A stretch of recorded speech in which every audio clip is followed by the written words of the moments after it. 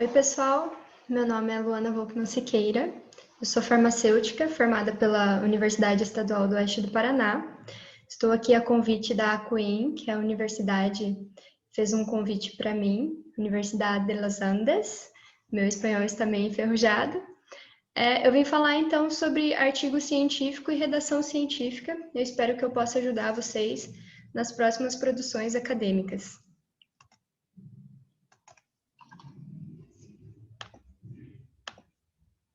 Então, uma definição rapidinha de artigo científico. Eles são documentos publicados em revistas ao final de um trabalho de pesquisa, e eles podem ter três tipos: pode ser bibliográfico, documental ou de campo. Mas para que nós temos que escrever um artigo científico? Qual é a importância da escrita de um artigo científico? Ele auxilia, então, na divulgação dos resultados da sua pesquisa, ele auxilia na ampliação do conhecimento, também a descrever e organizar e prover acesso à informação. É uma forma rápida de acesso à informação. Hoje em dia a gente tem a internet aí a nosso favor, então é muito fácil você acessar qualquer tema de qualquer disciplina que você queira. Tem três tipos mais comuns de escrita de artigos, que é de revisão bibliográfica, onde reúne e discute informações em determinada área de estudo. Não é meio parecido com um livro que traz informações sobre aquela determinada área, de forma mais resumida. A revisão sistemática, que é uma avaliação crítica e sintética de resultados de múltiplos estudos, pode ser de meta-análise ou não, que envolve a análise estatística, e também artigo científico original, onde então traz os temas ou abordagens próprias, geralmente relatando resultados de uma pesquisa. Então, você foi lá para a bancada de um laboratório, realizou uma pesquisa experimental, e a partir desses resultados você vai lá e escreve um artigo científico original. Antes de escrever e submeter um artigo científico, é importante que você conheça as normas de cada revista e periódico.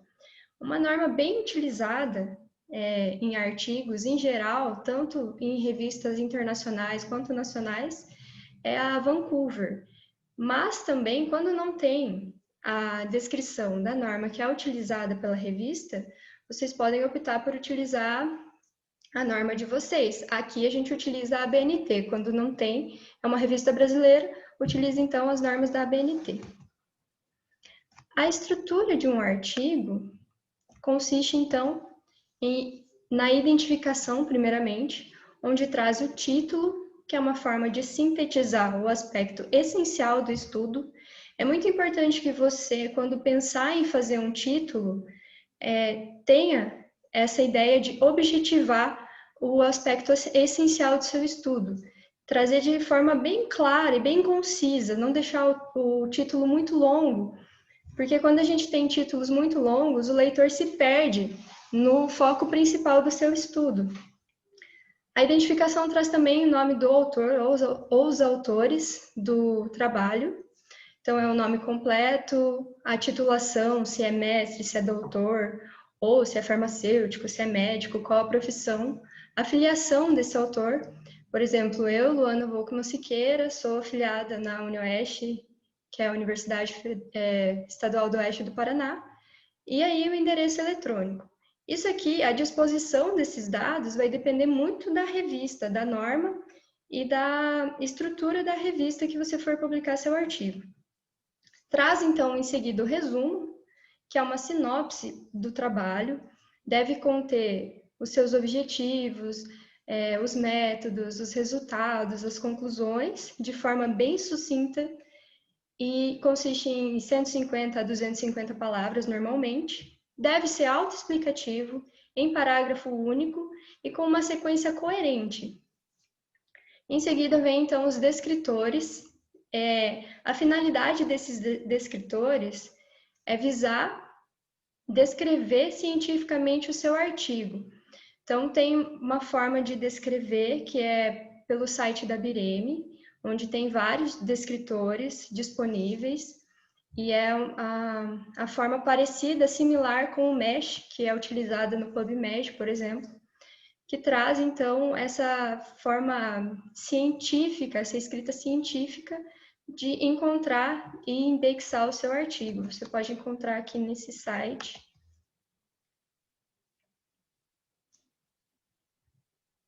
Onde tem aqui, por exemplo, em ordem alfabética. Se você está em dúvida sobre o que escolher, sobre qual descritor escolher para identificar o seu artigo, então pode vir aqui e acessar e encontrar o seu descritor. Seguindo, então, nós vamos para a introdução. Na introdução, é importante justificar a elaboração das perguntas por quê e para quê. Por que que essa pesquisa é interessante? Por que que eu desenvolvi essa pesquisa? E para quê? Qual é a finalidade dessa pesquisa? Deve ser descrita também de forma objetiva e com referências. Aqui, pessoal, é bem importante vocês estabelecerem o território da sua pesquisa. Eu estou fazendo uma matéria com um professor inglês e ele fala para a gente que muitos erros nos artigos é essa falha de estabelecer o seu território, justificar a importância da sua pesquisa. Então, na introdução, você tem essa oportunidade de se introduzir no território, falar, eu estou pesquisando isso, tem várias pessoas que já pesquisaram, mas eu estou pesquisando isso dentro desse tema. E depois você estabelece, então, o seu nicho. Várias pessoas já pesquisaram isso, mas não dessa forma que eu vou pesquisar. Então, eu fui lá, estabeleci o nicho, mostrei aonde tem aquela lacuna no tema que eu escolhi, e então, depois de estabelecer esse nicho, eu vou ocupar essa lacuna. Como é que eu ocupo essa lacuna? Falando como a minha pesquisa preencheu ou vai preencher esse espaço no tema que eu estou pesquisando. Então, por exemplo, eu que estou pesquisando biofilmes, né? Tem muitas pessoas que já pesquisaram, já mostraram a importância de trocar o plástico por filmes biodegradáveis. Beleza, mas não com a matéria-prima que eu estou pesquisando. Então, essa é a minha lacuna. Depois, eu vou ter que mostrar no artigo, na introdução, como que meu trabalho preencheu essa lacuna. Então, é muito importante porque assim a gente consegue orientar o leitor, fazer com que ele se interesse pela nossa pesquisa, entende? Na introdução, é a primeira porta de entrada para o leitor falar, nossa, eu entendi, eu quero ler muito esse artigo porque traz uma pesquisa interessante. Em seguida, então, nós temos o método. Quando é necessário, tem que ter a aprovação do comitê de ética, tem que estar nos métodos, tem que ter o termo de consentimento livre e esclarecido. É importante trazer o desenho do seu estudo, qual foi o método realmente utilizado, o local e o período do estudo, e também informações sobre a amostra, né? Os métodos, na verdade, são mais parecidos com uma receita mesmo, né? Você está dando a receita que você utilizou para elaborar aquele trabalho. Em seguida, os resultados. Uma coisa muito importante aqui é que os resultados não devem ter discussões e nem citações, eles devem se restringir aos achados que foram obtidos na sua pesquisa. Deve ser bem objetivo. E ele deve seguir, então, a mesma ordem dos métodos, né? Eu identifiquei, então, um tópico. Primeiro, nos métodos, vai ser o primeiro tópico dos resultados depois. Traz, então, nas discussões, ele destaca as relações entre os fatos observados. Além disso, faz uma análise crítica do pesquisador, né? É importante ter essa análise, comparando com os resultados da literatura.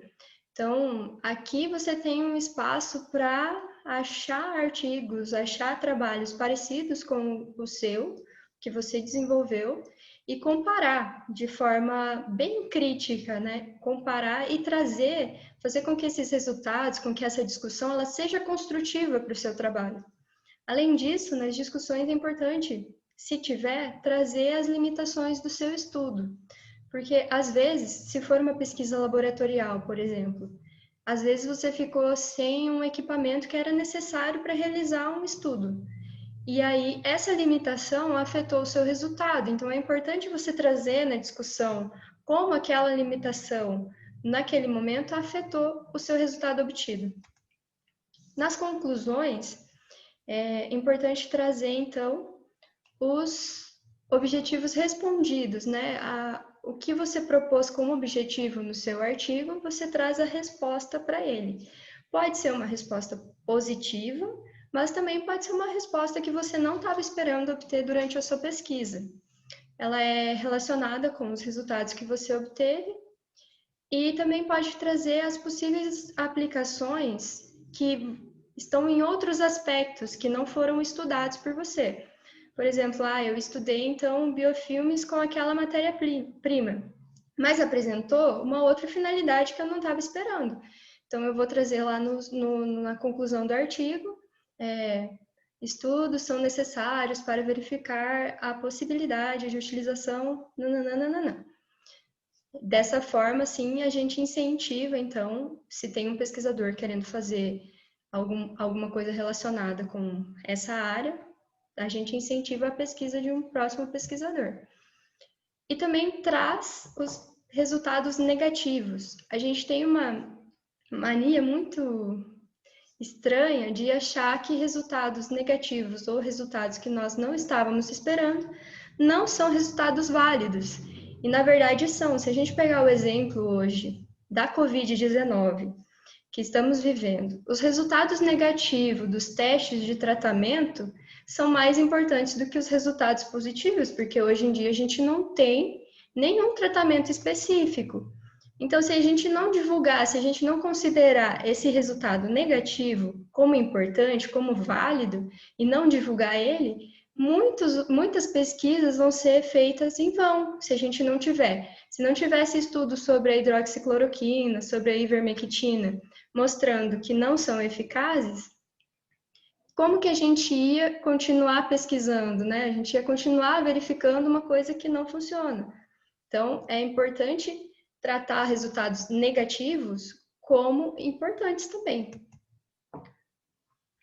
Então, trazendo um pouquinho, né, entendendo um pouquinho da organização do artigo científico, é importante saber como escrever esse artigo, como fazer essa redação científica. A redação, ela segue um estilo que tem que ser de acordo com os padrões exigidos pela ciência, deve ter uma linguagem super clara e objetiva, e deve ser escrito de forma elegante e formal, muito formal. E os parágrafos, eles devem se interligar de forma lógica. Então, às vezes você está lendo um artigo e você se perde porque os parágrafos não seguem uma linha de raciocínio. Você está lendo uma coisa e você não entendeu o link que fez com o parágrafo de baixo. É muito importante prestar atenção nisso, tá, pessoal?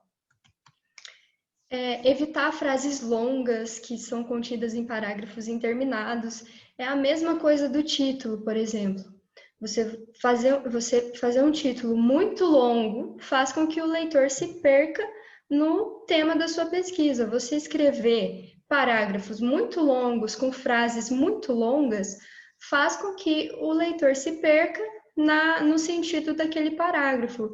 E às vezes é uma coisa que você quer explicar de uma forma tão boa que você acaba se empolgando e escreve um parágrafo muito longo. Então, às vezes, tentar resumir esse parágrafo, tentar deixar mais objetivo, faz com que você explique de uma forma melhor aquilo que você está querendo.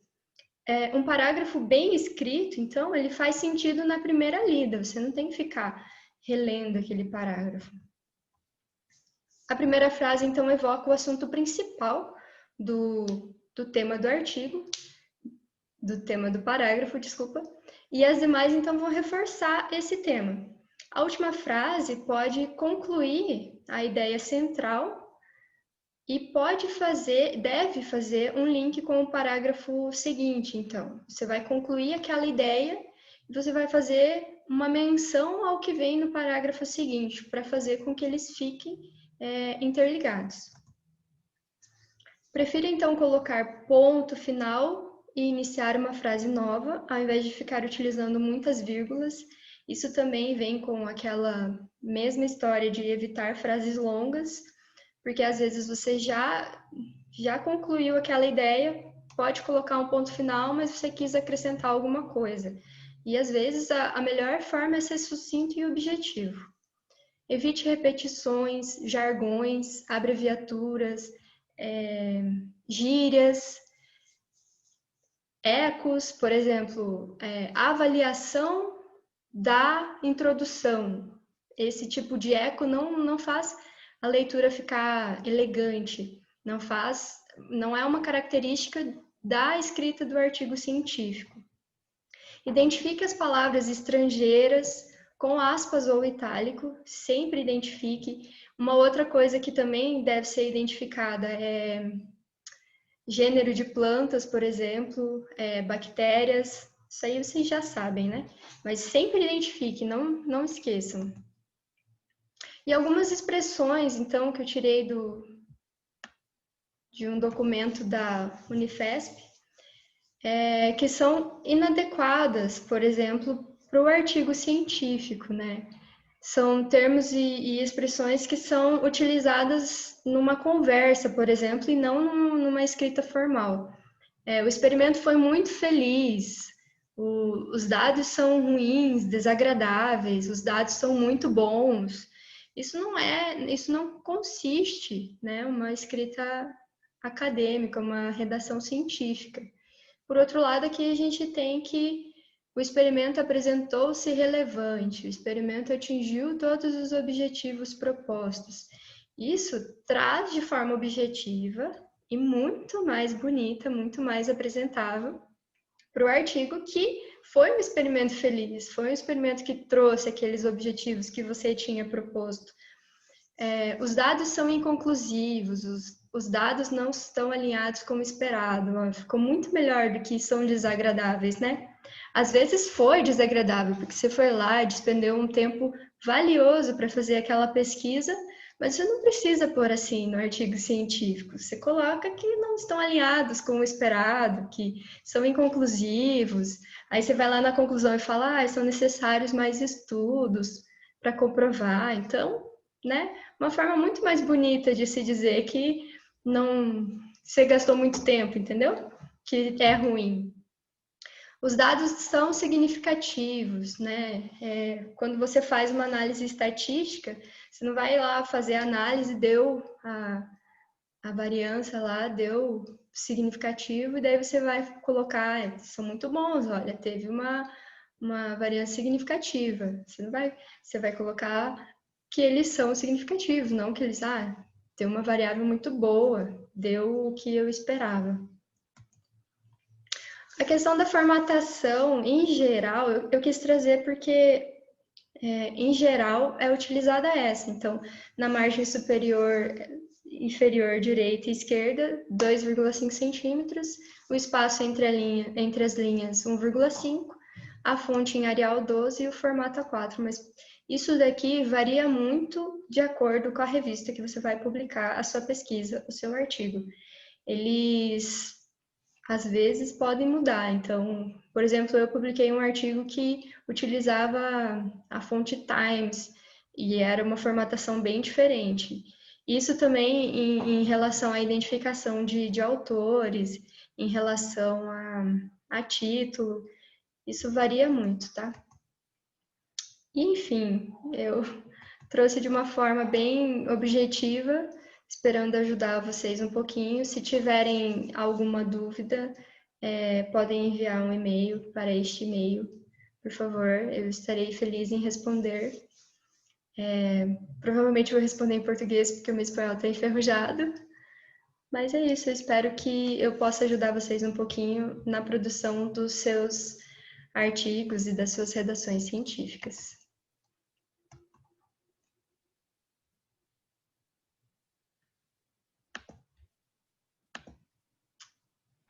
E